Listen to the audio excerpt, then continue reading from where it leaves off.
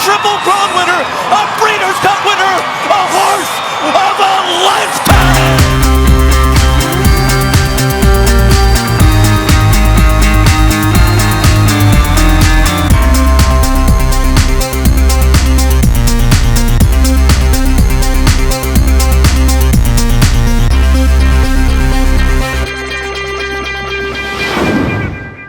Hello and welcome to Tournament Talk on the Tournament Edge for Friday, January 15th.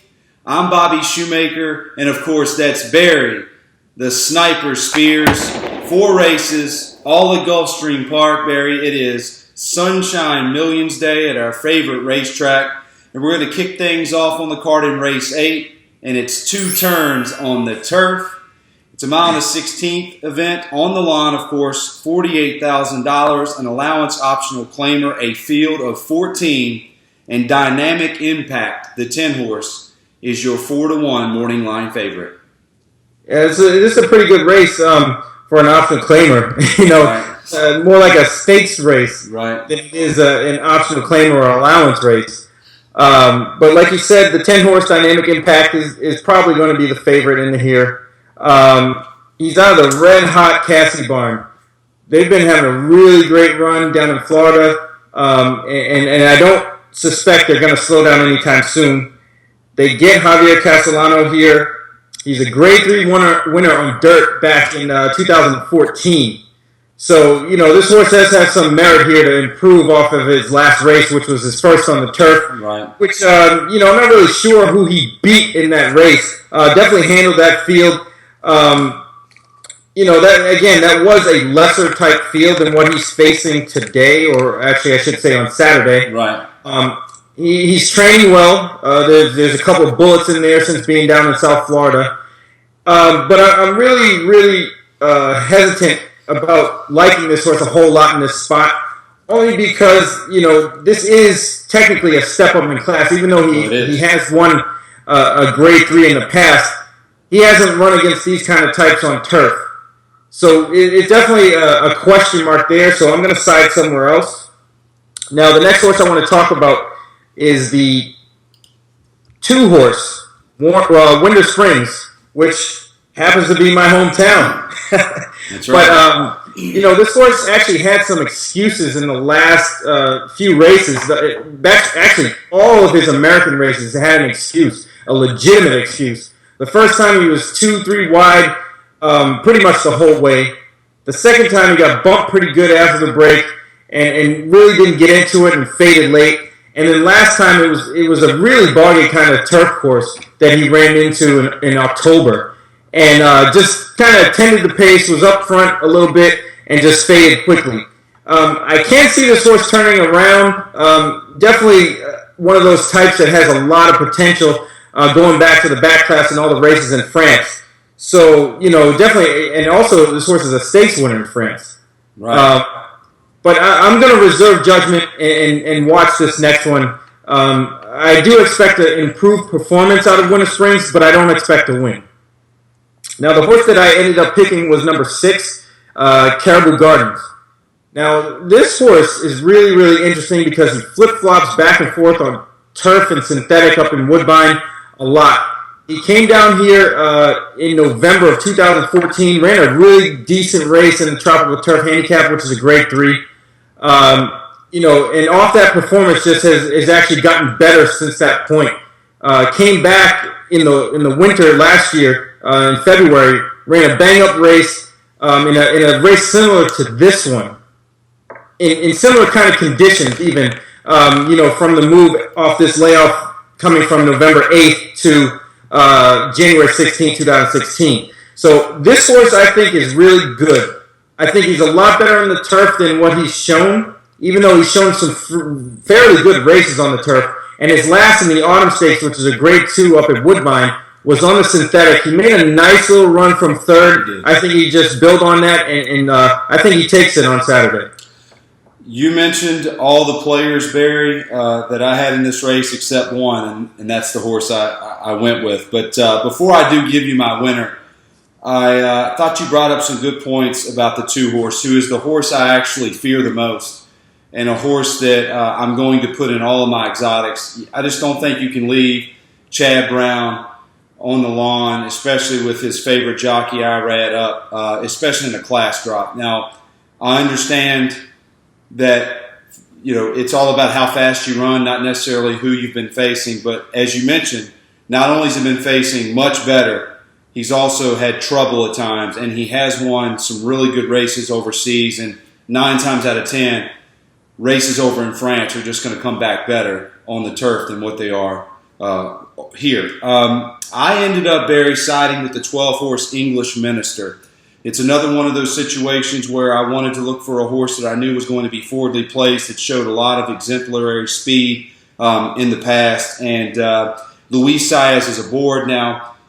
He gave one of my horses last week a suspect ride, Divine Ada, on the 6-horse. The first race we did in this Tournament Talk show last week, I wanted the 6 to either go to the lead, see how far he could take them, or sit in that second pack and then turn for home, make one run. Instead, Luis had the 6-horse wide the entire way around the racetrack with a couple of horses inside of him that show speed. Now, Barry, that's my concern in this race, is that if Luis is going to ride the same race as he rode last week in that particular race I just brought up, I don't have a chance. But I know the 12 is fast.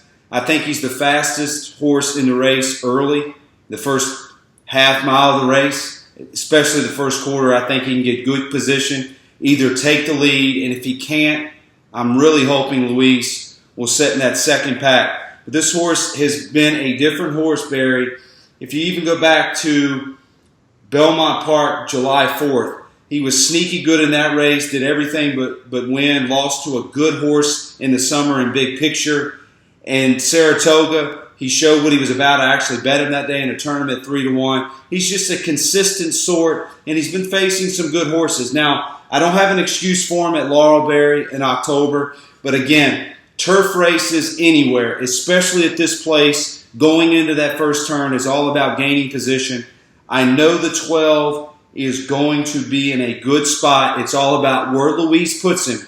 But I think at the end of the day, if he gets the trip that I'm hoping, either go the lead, see how far you can go, or rate off the early speed, which I'm thinking is going to be the 8 and maybe even the 5. He's got as good a shot as anybody to win, and he'll certainly get first run on the horses that might have more talent. I'm going with the 12 English Minister, hoping for a good trip at a decent price. Yeah, I mean, he definitely looks like he's going to be, very forwardly placed here. The only negatives I didn't like about him was, the class he's been keeping. A little bit light compared to a lot of the others in here. Positive, just, put up a bullet on January 11th, a really nice workout, and a nice steady pattern as well. So, I'm definitely thinking this horse is going to give his best shot. Like you said, it's really in the jockey's hands of where this horse is going to be placed and be able to make his run.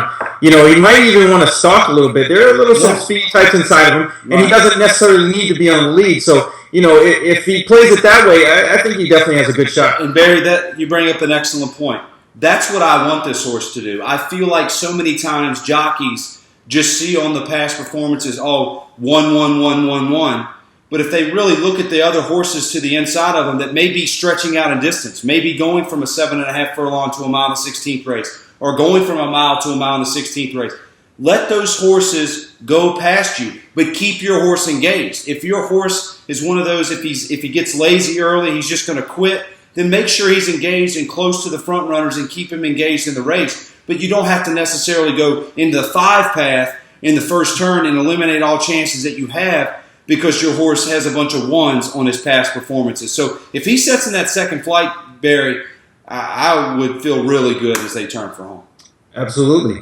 So we're going to move on to race 9 on the card, as I'll find it here on my sheet. It is the $200,000 Sunshine Millions Distaff for fillies and mares, 4-year-olds and up. Barry, who do you see winning this one and why?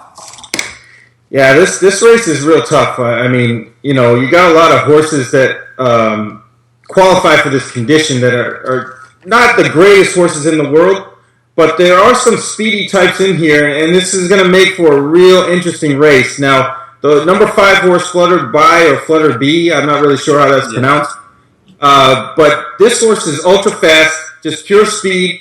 The connections aren't that high percentage, but this horse is definitely going to be on the engine. This horse is 3-4-11 at Gulfstream, likes to strip, 7-4-11 in the money. So this horse definitely likes to strip and should be right on the lead. The only thing I don't like is there's some speed inside with Mom's Laugh and speed outside with the 7 Dogwood Trail that this horse is going to have to contend with. And, the way that I handicap this race, it looks like this horse might be in a tough spot. Right. And especially at a short price, I'm going to have to side against. Now, the horse outside that I just mentioned, Dogwood Trail, is a very, very good speed horse, just like Flutterby. Now, I'm projecting that this is going to be a pretty nice duel they're going to get into, along with the one who's actually much improved, Mom's Laugh. I think these horses are going to just go all out. Dogwood Trail has been training very well. Had posted 2 bullets the last time out in workouts. Didn't run that badly in the Sugar Swirl back in the day after Christmas. So I can see this horse is improving off the bench, or second off the bench for Stanley Gold, who's having a tough run down at Gulfstream, but he can definitely train horses, and especially young ones. Now, the horse I actually went to was the one outside of Dogwood Trail, as you bought her. I think this race sets up completely in her favor. I liked her last time in the Sugar Swirl. Just didn't get enough pace, and the race, I think, was a little bit too short for her liking. I think the 7 furlongs hits her right between the eyes. She's 4 for 9 at the distance with 2 seconds. I mean, that's pretty tough to go against, and has the numbers and speed or late speed to finish this race off. So, provided the track doesn't catch any bias and it's a fair racetrack, definitely got to check that out before this race. But I think you bought her might be a nice play. 10-1 morning line. Doubt we're going to get that big of a price. Yeah. But still should be higher than 4, 5, 6-1. Probably more 7-1. When it's all said and done. Barry, I like where your mind's at from a pace perspective. It certainly seems like that there's going to be a lot of pace in this race. And Barry, how I read the race, I don't care what the track is doing. There's so many horses that want to be on or near the lead here that they might all just quit turning from home. I mean, you mentioned a few horses that want to go to the lead. What about the 9 horse, My Miss Venezuela? I mean, you go 3 starts back with the last time she had a fast track. Her numbers are as fast as any horse in this race. There's several in here that want the lead, and I looked for something to come off the pace. I didn't really like this race a lot because I start feeling funny when I land on horses that are less than 5-1. Unfortunately, I just couldn't get past the 4-horse Legal Laura. And the reason be it is, I think in over her head last time out in the Grade 3 Stakes race, I think the jockey saw pretty early that she wasn't going to be a factor. You go 2 starts back. She runs that race that she ran on November 7th, and they get the pace that I think they're going to get today or on Saturday. She's a winner almost every time. So obviously when you're picking a closer, and the viewers know that I've mentioned this on so many occasions, you need a good trip. And I know the 4 is going to be coming from probably way out of it, considering how fast these other horses are. But I just think that the November 7th race is more of what she's capable of doing. And I think these other horses, albeit very talented, are just going to compromise each other. And at the end of the day, something's going to come off the pace. And it's either going to be your 8 or it's going to be my 4. I just think Legal Law is too good for this group, especially considering the pace meltdown that I see coming. 3-1, yeah. So I'm going with the 4, Legal Law. Well, I noticed Legal Law, she actually got beat by you bought her October 18th at Keeneland in a similar type race off the bench. And that to me shows, these horses are going to be very similar. I wouldn't doubt it if they run 1-2. That's what I'm thinking. But I just sided with the higher price horse. That was really the difference. Good for you. I envy you. You took the higher price horse. I should have did it just on merit. But I just think Legal Law at the end of the day is probably going to win the race. So moving on to what was my favorite race on the card of the 4 races that we're going to cover on Tournament Talk, and certainly my pick of the weekend. It is race 10, the Sunshine Millions Turf. 2 turns, might I add. Mile and 16th, $150,000, Barry. It's for 4-year-olds and up. It's a field of 12. Fundamental, the 2-horse, is your 2-1 morning line favorite. Yeah, Fundamental is the morning line favorite, although I don't think that horse will be the favorite come post time. In fact, I'm going to really not talk about that horse a little bit. Okay. The 11, the 11 Reporting Star. This horse is a tough horse.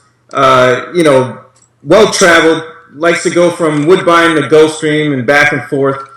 Has run races that would probably win this race a lot.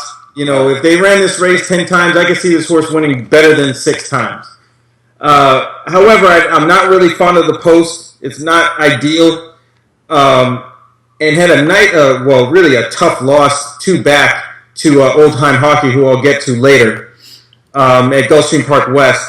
And obviously this horse, lost this race last year to Manchurian High, who I also will talk about. So I'm thinking they want a little redemption here. I just don't like the post position. The barn's not really having a great run. No. I'm going to side elsewhere. Now, Old Time Hockey is definitely an interesting horse. I almost made this horse my pick. Proctor has a good feel for horses coming off the layoff. They fire a lot. And this horse fits that description to a T. Every time off the layoff, this horse gives a good account of himself. I don't think we're going to see anything different. Brings in Ronnie Allen Jr., who primarily rides at Tampa. He's coming in to ride this horse specifically. And if you see a couple races back, the horse you picked last week, Heart to Heart, beat this horse at Monmouth. And this horse offered no resistance whatsoever and almost was a no-show. But after that loss, ripped off 2 wins. Right. Short break, has a bullet work coming into this race. I think this horse is going to give a good account, but I think it's just a little bit too slow. I think Oldheimer is a little bit too slow for these. So my pick ends up being Manchurian High, who comes off almost an exact same pattern as he did last year to win this race. Off a little bit of freshening. Last year ran December 27th. Ran an okay race with Louis Saez up. Then popped and won this race at 3-1 the next time out. Off similar numbers. Speed figures almost look identical. So this year, day after Christmas, ran in the same William McKnight Grade 3. Really wasn't hurried. There was no rush there by Louis Saez. No. And if you look at that race, it looks like a prep for this one.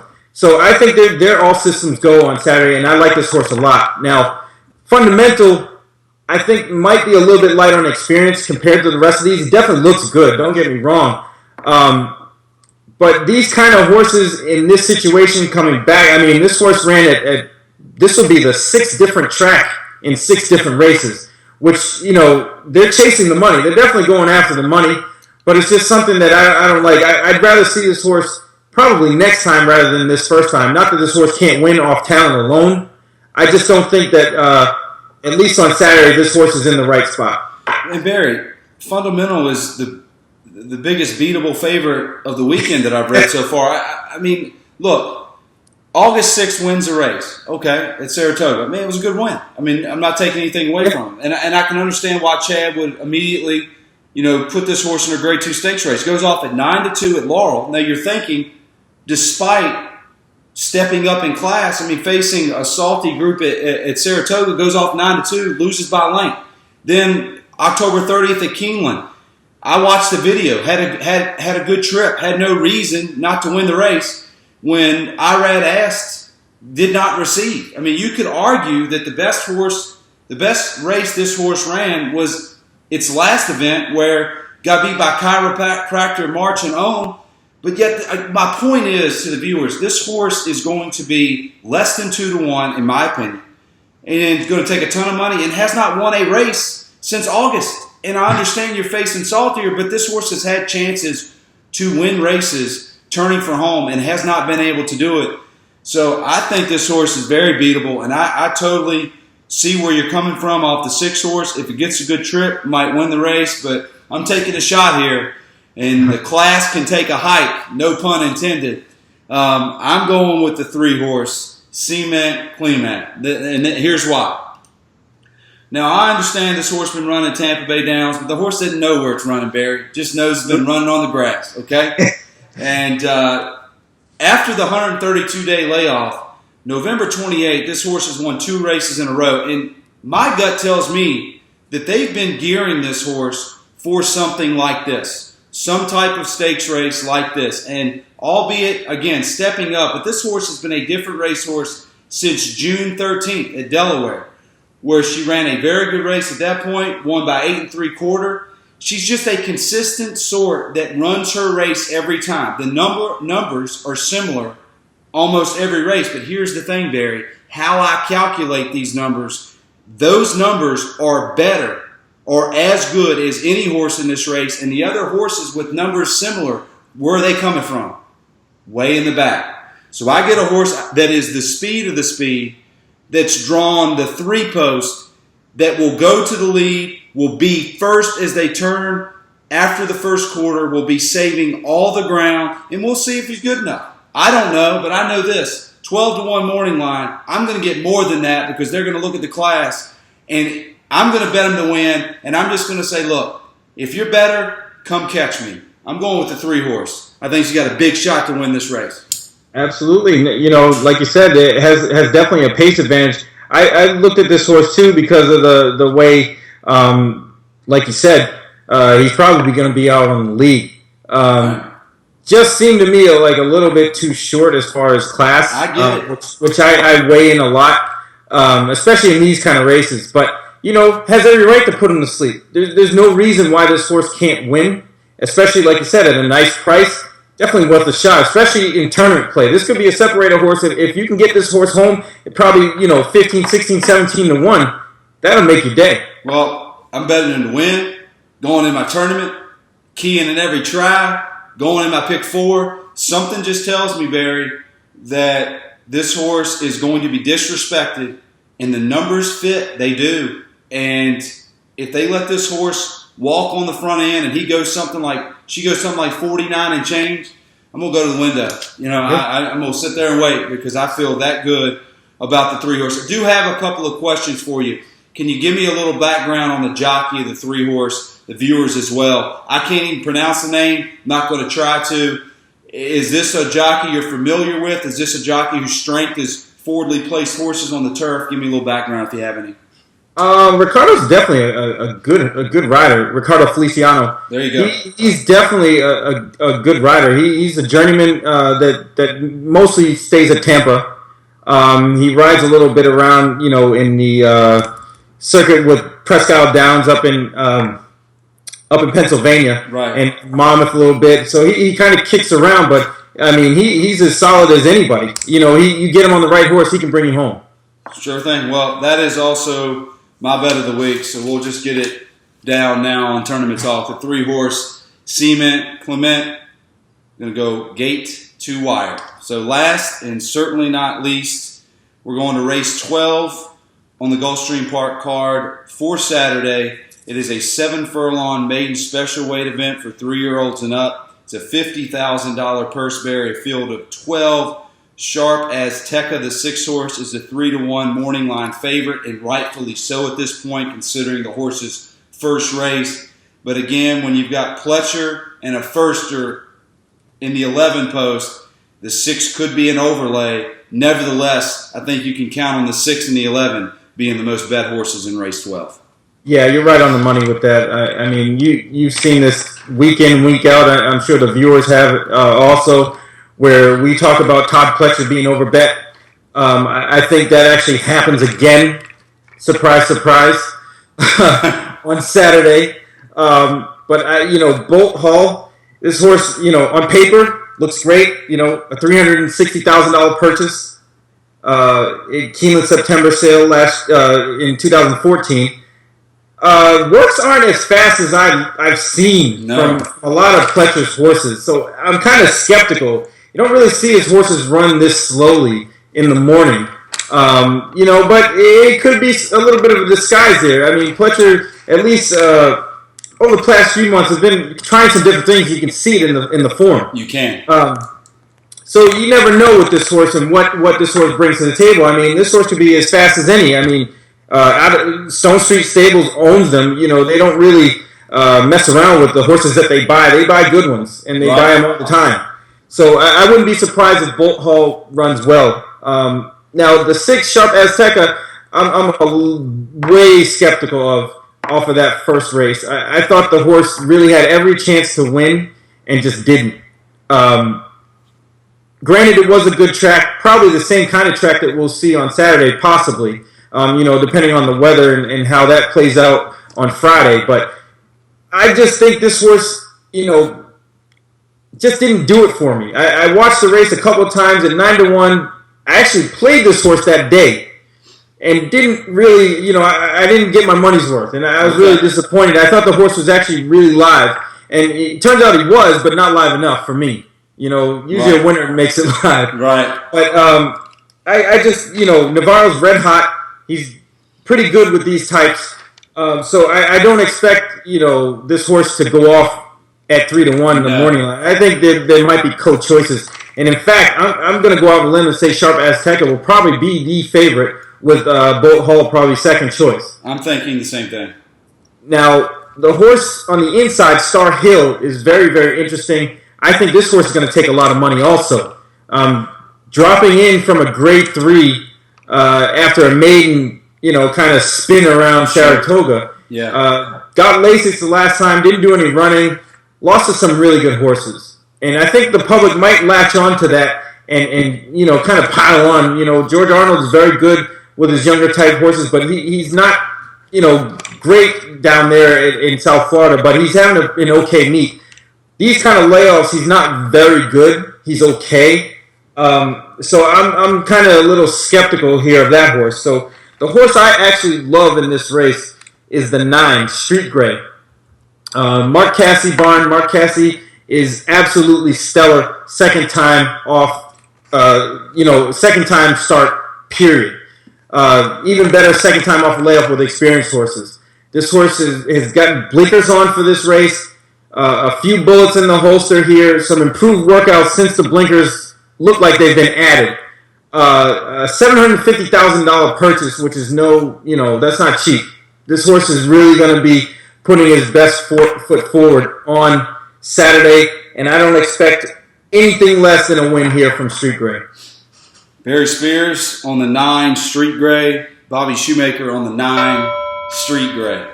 So, to add to what you said, if you watch the replay, in the maiden firster of this horse's career, he sluggish break. He basically, I wouldn't call it dwelted the break, Barry, but I mean, he eliminated himself from any opportunity of winning that race. And then for whatever reason, Julian just, hangs out next to the crowd, 5 wide, all the way around the racetrack. And just, what I'm saying is he wasn't as bad as what the race looks like on paper.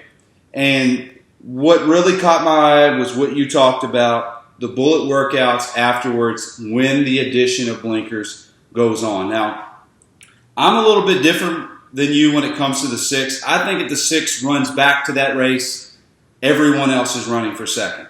However, what's the likelihood of that horse running back to that race? I'm not sure, and we both know that Navarro's going to get bet to death, and understandably so, because he's going to get bet sometimes when the horses don't even look good on paper. Now you got a 6 horse that looked really good, so this horse is going to get hammered. We know the Pletcher horse is going to get hammered, and this 9 horse, who looked terrible on paper, is going to get lost in the fog, and he's going to be drifting up in odds.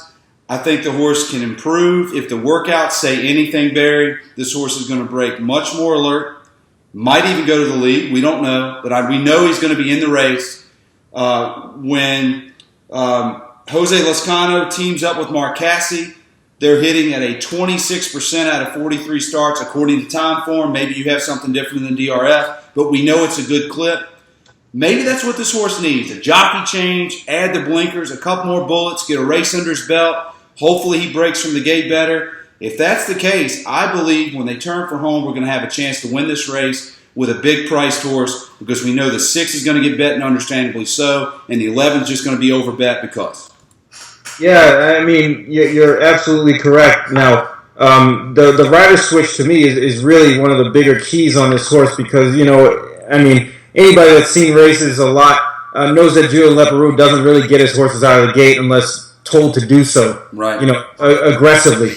Lezcano is just a naturally aggressive rider, period. So he's going to, I'm sure the instructions are going to be to try to get this horse out of the gate and in Ignite's position, especially from that post, which is a real good advantage, being outside of horses like the 6, like the 3. Even the 1 might show a little zip from the inside.